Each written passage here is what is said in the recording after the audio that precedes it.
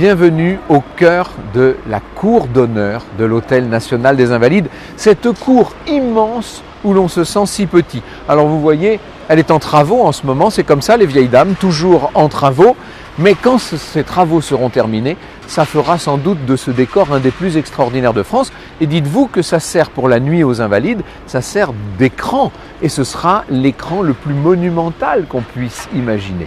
Cette cour des Invalides est littéralement habitée par une collection impressionnante de quelques 60 canons classiques français, des canons en bronze qui faisaient autrefois partie des collections du musée de l'Artillerie.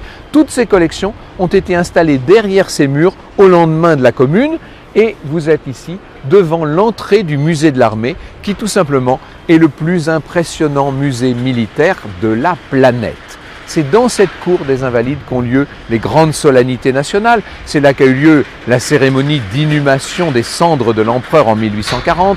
C'est là que sont rapatriés les cercueils des militaires morts au combat dans nos différentes opérations. De façon plus anecdotique, c'est ici également qu'on a tourné la dernière scène de Rabbi Jacob. Vous vous rappelez l'hélicoptère qui arrive là et Louis de Funès dans le milieu de la cour.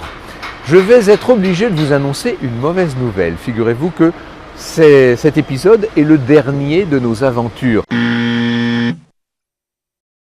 Moi, je vais me taire, mais en revanche, à partir du 6 juillet et jusqu'au 2 septembre, vous allez pouvoir assister tous les mercredis, jeudis, vendredis et samedis à la tombée de la nuit à ce spectacle extraordinaire, La Nuit aux Invalides. Quant à moi, je vous retrouve au cœur de l'histoire.